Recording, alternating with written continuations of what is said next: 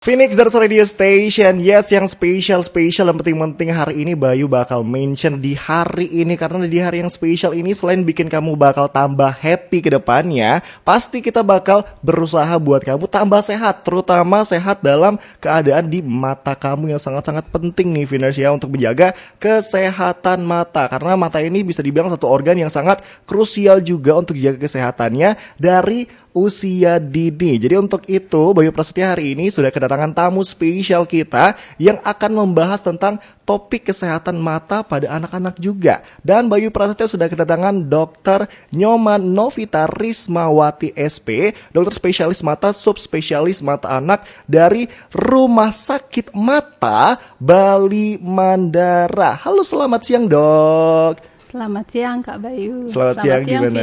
Finers. Kedengeran kan suaranya ya? Sudah terdengar baik ya? Oke, gimana? Okay. Sehatkah hari ini dok? Sudah siap untuk sharing-sharing pada siang hari ini?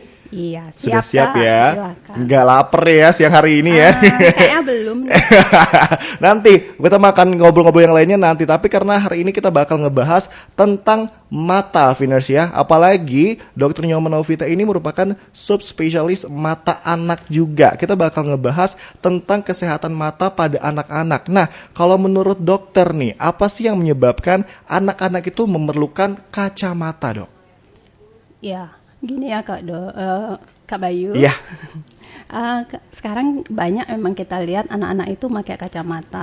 Mungkin yang dari SD aja sudah ada yang pakai, ada yang tebal, ada yang tipis. Betul. Nah, mata kita ini kan fungsinya untuk melihat. Jadi ada namanya di situ refraksi kayak gitu. Jadi gimana kita bisa ngelihat dengan bagus. Oke. Nah, kalau nggak bagus nih, ada masalah atau gangguan di refraksinya, jadi itu dia harus pakai kacamata untuk ngebantu ngelihatnya biar lebih bagus lagi. Oh, itu terjadi kalau memang diperlukan dan adanya beberapa tidak kenormalan bisa dibilang dok ya? Iya, gangguan pada sistem refraksinya. Oh begitu. Nah, kalau ngomongin juga apa sih yang bisa kita lakukan supaya anak-anak itu terhindar dari rabun jauh kayak gitu dok?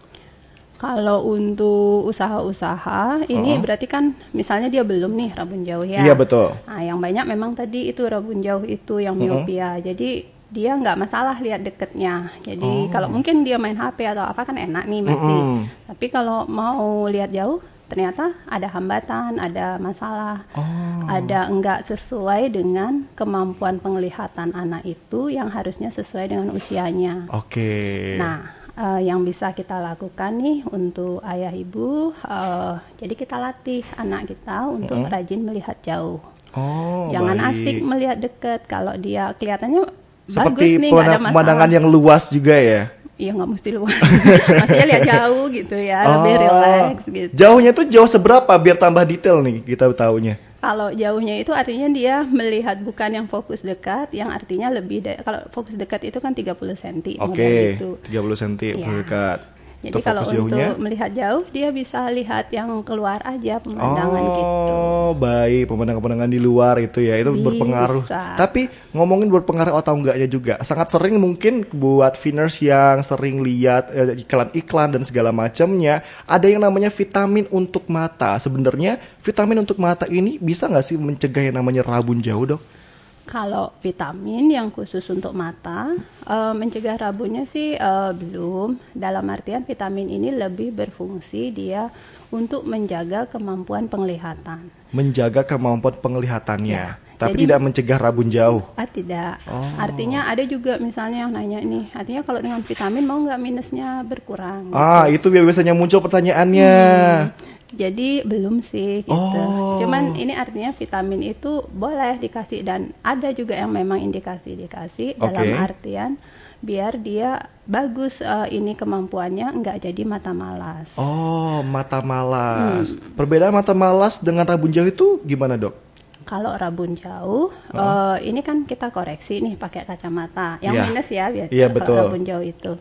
Jadi dia bagus, bisa melihat sampai ke ini target yang harusnya bisa. Oke, karena dengan bantuan kacamata tersebut. Tapi kalau buka kaca hilang lagi. Iya betul. Itu? Kalau mata malas, misalnya nih kita udah pakein dia koreksi, tapi tetap nggak bisa lihat. Oh. Jadi masih ada yang nggak bisa dia lihat gitu Nggak bisa loh. dilihat. Oke, masih tidak berpengaruh walaupun sudah menggunakan kaca ya dok ya. Oh, baik baik baik. Itu tadi kita ngomongin juga, sudah ngomongin tentang vitaminnya dan perbedaan dengan rabun jauh dan mata malas juga. Nah, kalau misalnya anak-anak kita itu sudah memakai kacamata, terus apa yang perlu kita lakukan untuk kedepannya itu dok? Kalau dia sudah pakai kacamata, jadi mungkin di sini orang tuanya juga emang harus memastikan Oke. bahwa anak memang menggunakan kacamatanya dengan teratur. Heeh. Karena itu bagian dari latihan untuk melihatnya. Terutama apalagi misalnya dia masih dalam kondisi yang belum optimal. Oke. Jadi biar dipakai setiap saat. Jadi kan itu semacam dia stimuli. Jadi terus dia bisa melihat yang bagus. Oh, begitu. Kemudian bisa juga ini tetap diatur, jangan terlalu banyak aktivitas, misalnya asik dengan gadget gitu ya. Nah, tetap harus juga ada proporsi dia melihat outdoor gitu. Oh, oke. Sama ini satu lagi, kacamata tuh nggak bisa sekali selesai seumur hidup, jadi harus ada kontrol Kak. Iya, kontrolnya. Nah, itu harus dan wajib banget kah kontrol dilakukan itu berapa lama dalam sebulan mungkin, Dok? Kalau untuk kontrol, ya itu wajib dilakukan karena kan kalau anak itu kan masih tumbuh kembang matanya. Iya, betul. Nah, jadi kalau misalnya kayak tadi yang dia rabun jauh murni, tidak ada mata malas, kita Oke. sarankan setiap 6 bulan. Setiap 6 bulan sekali. Tapi kalau misalnya dia masih ada masalah nih, belum optimal, ya masih masuk fase mata malas gitu, kita sarankan setiap 3 bulan. Oh, masih dalam fase mata malas itu disarankan 3 bulan. Kalau memang tidak ada mata malasnya itu disarankan 6 bulan Boleh 6 sekali. bulan. Oh, sebenarnya nggak terlalu ini ya, tidak terlalu sering, jadi masih ada spare waktunya 3 bulan dan 6 bulan sebenarnya ya. Ya betul. Oh, baik Nanti baik kan baik. kita bisa lihat tuh 3 bulan misalnya gitu. Tapi yang poinnya kalau dia memang murni rabun jauh, jadi kan itu kita lihat 6 bulan itu. Misalnya sekarang dia pakai minusnya 2, yang di situ yang kita nilai apakah minusnya itu nambah-nambah apa enggak. Ah, iya betul. Ada nih istilahnya Kak, myope progresif. Mioprogresif itu berarti perkembangan cepat untuk Lebih ini. cepat, yang nggak boleh harusnya gitu. Oke, Itu baik. yang perlu kita pantau biar nanti nggak jadi komplikasi karena minus tinggi. Oh, komplikasinya itu seperti apa, Dok? Itu gangguan penglihatannya permanen karena sudah kerusakan di sarafnya. Oh, gitu. Baik. Nah, tadi dokter juga sempat menyebutkan statement kalau penggunaan kacamata itu sangat-sangat harus dirutinkan untuk anak-anak ya supaya menstimulasi mata untuk terbiasa melihat jauh, benda jauh Iya, gitu betul. kan, Dok. Tapi ada beberapa statement yang mungkin sering muncul di kalangan masyarakat, bisa dibilang seperti hoax kah kalau sering pakai kacamata malah menambah mata minus, kan muncul sering seperti itu. Apakah itu benar, Dok? Iya, nah itu yang artinya kita harus tahu kemampuan penglihatan kita udah optimal apa enggak. Oke. Tapi kalau misalnya dia udah optimal, ini sama dia artinya dia sudah punya kemampuan melihat. Jadi nggak dipakai ya nggak apa-apa, dia nggak akan jadi mata malas. Tapi kalau dia masih dalam terapi, Betul. sebaiknya dipakai dulu. Oh, baik. Kalau masalah nanti minusnya nambah-nambah, misalnya nih dia udah optimal, tapi kalau dia nambah, lain lagi masuknya ke progresif tadi. Oh, begitu. Terus kalau misalnya penanganan, mungkin salah satu terapi yang bisa dilakukan untuk anak-anak itu ada terapi apa, Dok? Mungkin bisa di-sharing. Untuk yang Mata progresif kah, yang minus progresif atau gimana, Dok? ya bisa itu. Ini kan tujuannya nanti bagaimana misalnya minusnya itu tidak nambah-nambah lagi. Betul. Jadi fokusnya di situ biar dia tidak ada komplikasi ya Kak ya. Nah jadi salah satu tata laksananya itu memang bisa ada pakai lensa khusus yang jenis lensanya itu yang khusus biar nggak naik lagi minusnya cepet.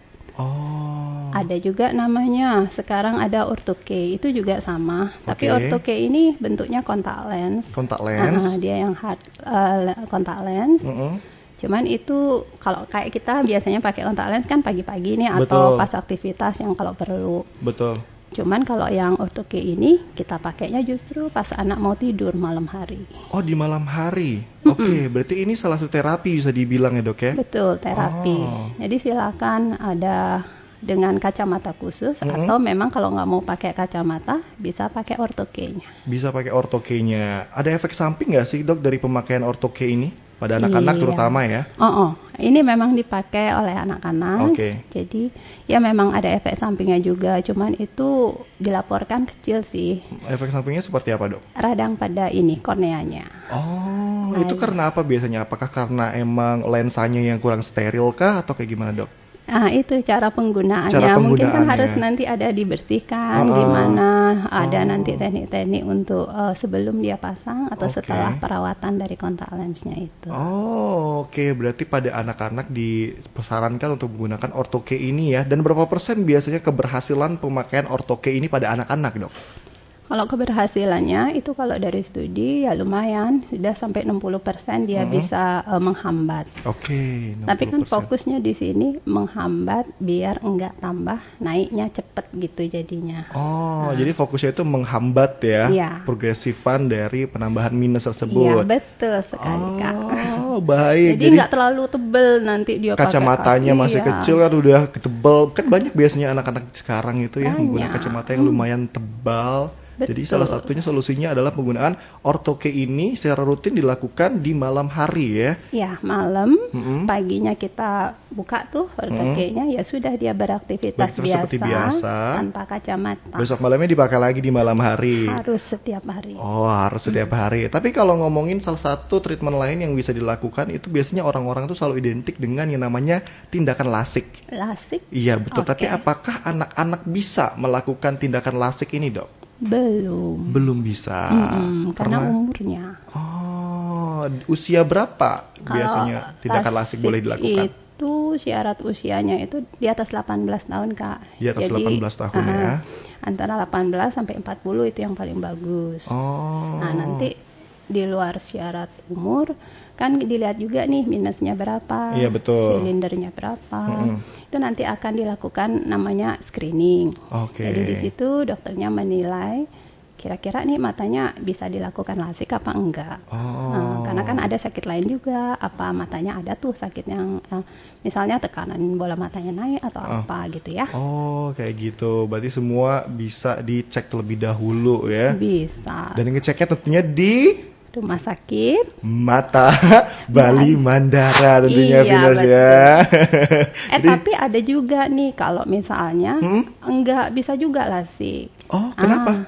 Ada ya. syarat-syaratnya ya? Yang tadi yang saya bilang kan ada syarat-syarat itu, jadi harus screening dulu. Oke. Nah, seandainya misalnya enggak bisa, ya ada masih juga cara tertentu. Oh, Pakai- sebenarnya alasan nggak bisa melakukan lasik itu selain usia apa lagi? Yang tadi, misalnya dia ada masalah di matanya, ada Matanya. sakit yang lain, atau terlalu besar minusnya. Besar minusnya. Kalau lasik kan, oke, kita ambil rata-rata 10-12 minus. Oke. Gitu. Nah, ternyata ada yang misalnya minus 15 nih, atau yang lebih. Kan ada aja Ya, ya. betul. Itu bisa. Oh, baik. Pakai ICL nanti namanya. Itu HL itu kayak gimana, Dok? Dipasang lensa di dalam matanya, Oh, jadi ada begitu. tambahan. Ada tambahan lensa di dalam mata. Baik, sebenarnya banyak ya prosedur-prosedur yang harus dilalui. Tapi sekali lagi, Viners, tadi Bayu udah sempat bilang kalau memang lasik ini tidak diperuntukkan untuk usia anak-anak ya. Belum diperuntukkan ya. Hanya untuk 18 tahun ke atas. Tapi untuk anak-anak ada satu treatment yang bisa dicoba untuk menyembuhkan mata nantinya, yaitu dengan ortho-K. Betul, Bu ya? Iya, kalau Betul. enggak mau pakai kacamata. Oh, baik tuh ortho-K yang bisa digunakan pada malam hari dan harus dilakukan secara rutin untuk mencegah keprogresifan dari pertumbuhan mata minus tersebut. Oke. sekali. Dan semua treatment ini sebenarnya bisa dilakukan di Rumah Sakit Mata Bali Mandara. Iya, Kak. Betul. Oh, kalau boleh tahu nih, boleh di-share mungkin, Dok, sosial media dari Rumah Sakit Mata Bali Mandara. Mungkin ada Viners yang lagi dengerin gitu kan ya. Boleh di-share ke kita sama-sama.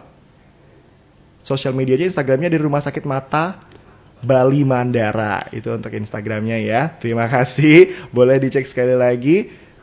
Nah, oke. Sebelumnya katanya ini ada sebuah pertanyaan yang diperuntukkan untuk Viners yang lagi dengerin itu, katanya ada pertanyaan kah? Apakah betul? Nah, ini ada pertanyaannya, pertanyaan tambahan yang tiba-tiba muncul ya di WhatsApp ya. Katanya ada nggak sih makanan yang bisa mencegah gangguan mata untuk anak-anak? Dari pertanyaan dari Viners ini terwakilkan satu orang. Boleh dijawab mungkin, Dok? Iya. Kalau makanan untuk mencegah itu artinya makanan yang sama kayak tadi vitamin, artinya dia akan menjaga ini kemampuan fungsi penglihatannya. Fungsi penglihatan. Bagus itu untuk anak-anak dari segi buah sayur misalnya yang secara awam kita tahu kan kayak wortel tuh. Wortel, iya betul. Sampai dibuatin jus wortel atau apa, silakan. Itu kan bagus jadinya bisa untuk membuat fungsi ngelihatnya tetap ada. Tapi kalau dibilang berpengaruh atau enggaknya itu berpengaruh berarti dok ya? Berpengaruh untuk biar dia tetap pencegahan. Ya. Pencegahan. Artinya karena nggak cuman itu aja, lebih banyak bahwa dia aktivitas dekat sama ini outdoornya itu juga harus dikontrol sama orang tua ya untuk jangan lagi. asik lihat deket gitu deh. 30 cm terus di depan mata itu kan yang agak bikin menambah mata minus sebenarnya ya. Iya. Tapi kalau ngomongin tentang faktor-faktor terjadinya anak minus itu selain penggunaan gadget itu apalagi sih dok sebenarnya? Kalau ini ada juga namanya faktor dari orang tuanya. Misalnya nih keturunan ya. Ayah ibunya misalnya ada tuh yang minus. Tapi kalau minusnya kecil sih enggak terlalu. Biasanya minus di atas 3 tuh lumayan, jadinya anak punya kemungkinan jadi minus juga. Gitu. Baik. Kemungkinannya dari keturunan, kalau minusnya emang dari orang tua punya minus yang besar ya. Betul, itu apalagi di atas 6 minus. Di atas 6 itu sangat-sangat kemungkinan resiko untuk anaknya resiko. ada. Berarti faktor keturunan juga sangat-sangat berpengaruh ya. Selain itu ada lagi nggak dok? Kalau dari keturunan, kemudian biasanya aktivitas sama dia mungkin ada memang sakit juga, maksudnya matanya itu ada gangguan sebelumnya. Ada gangguan sebelumnya. Misalnya dia dulu riwayat prematur atau pernah berat waktu lahirnya nih agak kurang gitu istilahnya, berat badan lahir rendah gitu. Oke. Iya. Kalau misalnya nih kita datang ke selama ini ya rata-rata masyarakat terutama anak-anak yang datang ke rumah sakit mata itu keluhannya selain mata minus itu kenapa dok? Yang paling banyak kalau kasus anak itu kan memang gangguan refraksi yang tadi saya bilang. Betul. Tapi nggak semua minus, mungkin ada silinder atau plus juga gitu. Oke. Yang kedua itu biasanya karena dia radang. Radang di mata itu seperti apa dok? Radang karena faktor alerginya yang kebanyakan. Kalau pada anak. Jadi terganggu ke penglihatan. Kalau penglihatannya nggak terganggu kak. Tapi? Jadi radang, jadi mata merah, gatel, nggak enak berair gitu. Itu faktornya karena apa biasanya dok? Alergi biasanya paling banyak. Alergi paling banyak ya. Jadi bisa mengetahui alerginya apa terlebih dahulu sebenarnya dok ya? Biasanya gini, paparan, debu, angin. Anak kan masih banyak tuh main-main di luar. Jadi bukan yang ke arah makanan. Oke, berarti debu dan segala macamnya itu yang harus anak kan diperiksa suka ya. main gini habis itu pegang atau apa gitu. Iya betul itu yang sering ditemukan. Terus penanganannya juga emang sudah disediakan oleh Rumah Sakit Mata Bali Mandara ya dok ya. Iya betul. Semuanya udah lengkap di sana, langsung dihubungin aja Venus buat yang penasaran ya. Mungkin mau langsung ketemu sama Dokter Nyoman Novita Rismawati ya. Boleh banget langsung datang ke Rumah Sakit Mata Bali Mandaranya langsung. Nah penanganan juga kalau boleh tahu nih penanganan apa yang langsung kita dapat, apakah kita langsung disuruh pakai kacamata atau konsumsi obat terlebih dahulu kah dok kalau misalnya ada anak-anak yang mungkin mengeluh dia itu adalah mata malas ataupun rabun jauh dok? Tergantung, berarti nggak mesti harus langsung kacamata. Kadang kan kita harus periksa dulu nih kondisinya. Kalau memang dia membutuhkan kacamata itu, karena bedanya kalau orang dewasa sudah bisa misalnya kita tentukan dari pemeriksaan awal ukurannya. Tapi kalau pada anak, karena dia masih punya akomodasi, jadi dia harus ada pakai obat dulu. Dipastikan apakah itu ukurannya memang benar buat dia. Begitu. Tapi kalau memang betul dan dengan itu dia bagus penglihatannya, ya harus kita kasih. Baik, kayak gitu ya penanganannya ya. Jadi penanganan terlengkap sih kalau menurut Bayu ya. Ini Bayu langsung ngecek Instagramnya RS Mata Bali Mandara di Instagram ya. Jadi semua penanganan prosedur dan segala macamnya udah lengkap, bisa kamu cek di sana ya. Ini kalau ngomongin Rumah Sakit Mata Bali Mandara itu ada di Jalan Angsoka nomor 8 Denpasar, Bali, Indonesia. Dan semuanya sudah ada lengkap di sana. Baik udah fasilitasnya sudah sangat memadai ya dok ya.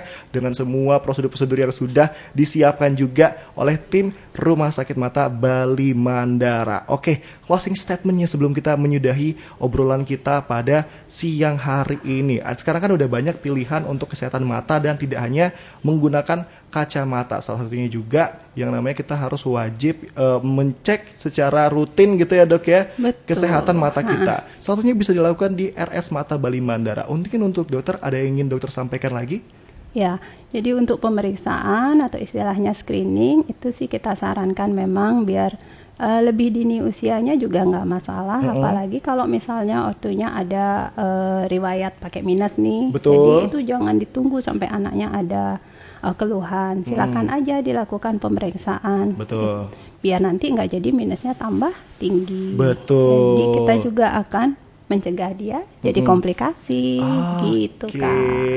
Tuh mungkin itu yang pengen kita sampaikan ya kepada Viners yang lagi mendengarkan. Terima kasih banyak dok udah mau ngobrol-ngobrol sama Bayu pada hari ini. Thank you so much sekali lagi buat Viners. Jadi sekarang udah banyak banget pilihan kita untuk menjaga kesehatan mata kita, tidak hanya menggunakan kacamata. Selain itu juga ada LASIK, ada ortho-K juga yang tadi udah dijelaskan untuk anak-anak tadi ya, dan juga ada ICL juga. Ini sangat-sangat penting dan juga sangat penting juga untuk kita menjaga kesehatan mata kita dari usia dini. Thank you so much sekali lagi dok udah mau ngobrol barengan sama Bayu Makasih, Prasetya. Kak Bayu. Bayu Prasetya masih bakal nemenin kamu Viners di Paper Jam sampai jam 3 sore nanti.